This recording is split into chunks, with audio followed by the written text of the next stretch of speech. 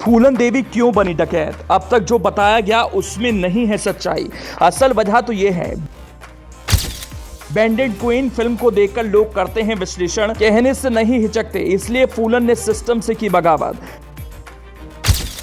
बेहमाई कांड में 43 साल बाद जब आया फैसला, बीहड़ से संसद तक फूलन के सफर की होने लगी चर्चा। निषाद समाज से वास्ता रखने वाली फूलन देवी का नाम तो सुना ही होगा। आज वो नहीं है, एक बार फिर उनके नाम की चर्चा हुई है। इस चर्चा की वजह है 43 साल बाद बेहमाई कांड पर आया फैसला। एंटी डकैती कोर्ट ने आरोपी श्याम बाबू को दोषी मानते हुए उम्र कैद की सजा सुनाई। वहीं एक आरोपी विश्वनाथ को बरी कर दिया। खास बात यह कि 14 फरवरी 1981 को एक कांड हुआ था और 14 फरवरी 2024 को ठीक 43 साल बाद फैसला आया। बेहमाई कांड की गूंज देश दुनिया में हुई थी और इस कांड पर बॉलीवुड की चर्चित फिल्म बैंडेड क्वीन भी बनी थी। इस कांड में मुख्य आरोपी डकैत फूलन देवी और उसका गिरोह था। लेकिन क्या आप जानते हैं, दस्यु सुंदरी कही जाने वाली फूलन देवी के डकैत बनने की असल वजह क्या थी? आज भी बहुत कम लोग ही जानते हैं फूलन देवी क्यों डकैत बनी। बेहमाई कांड के बाद बनी बैंडेड क्वीन फिल्म देखकर लोगों के मन में यही सवाल है कि फूलन के साथ सामूहिक दुष्कर्म हुआ तो उसने बंदूक उठा ली और डकैत बन गई, जबकि ऐसा नहीं है। 43 साल बाद बेहमाई कांड पर फैसला आया तो लोगों के बीच बेहमाई की घटना को लेकर चर्चा शुरू हो गई।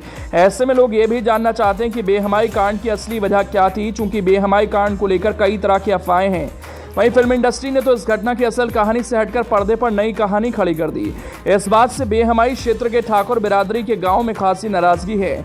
अगर अब इसकी पड़ताल के लिए कोई गांव जाता है तो कड़ी नाराजगी झेलनी पड़ती है। चलिए आपको बताते हैं कि बेहमाई कांड की असल वजह क्या है और फूलन देवी के डकैत बनने के पीछे असल वजह क्या है। 10 अगस्त 1963 को उत्तर प्रदेश के जालौन के गुढ़ा गांव में फूलन देवी का जन्म हुआ था। बेहद गरीबी में गुजर कर रहे इस परिवार के पास मात्र 1 एकड़ जमीन थी, जिस पर फूलन देवी के चाचा के बेटे मयादीन मल्लाह ने कब्जा कर लिया। फूलन इसका जमकर विरोध कर रही थी। इस बीच फूलन के दोगुने से भी ज्यादा उम्र के व्यक्ति पुत्तीलाल से उसकी शादी करा दी गई। जमीन कब्जाने के दौरान फूलन ने मयादीन को बेइज्जत किया था, जिसका बदला लेने के लिए उसने फूलन पर शादी के बाद चोरी आरोप लगाया और उसे कई दिनों तक थाने में रखा गया। वहां मारपीट के बाद चेतावनी देकर छोड़ दिया गया। बस इसी बात से फूलन के मन में सिस्टम के प्रति नाराजगी पैदा हो गई। इधर उम्र से काफी बड़े पति पुत्तीलाल ने फूलन का उत्पीड़न शुरू किया और वो कई बार मायके आई, लेकिन यहां से उसे फिर ससुराल भेज दिया जाता। अंत में वो ससुराल से भाग निकली। बीहड़ के रास्तों में उसकी मुलाकात डकैत विक्रम मल्लाह से हुई। बस यहीं से उसने बीहड़ में रहने का मन बना लिया। विक्रम मल्लाह के गिरोह ने फूलन के ससुराल में हमला किया था। बीहड़ में डकैतों के बोलबाले को खत्म करने के लिए कानपुर के एक पुलिस इंस्पेक्टर ने अधिकारियों के निर्देश पर ताना बाना बुना।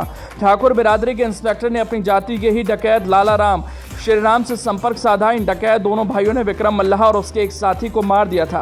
कहते हैं इसके बाद विक्रम मल्लाह गिरोह की सदस्य रही फूलन को पकड़ कर ले गए और उसे बेहमाई में रखा। कहा जाता है वहां डकैतों ने फूलन के साथ अत्याचार किया।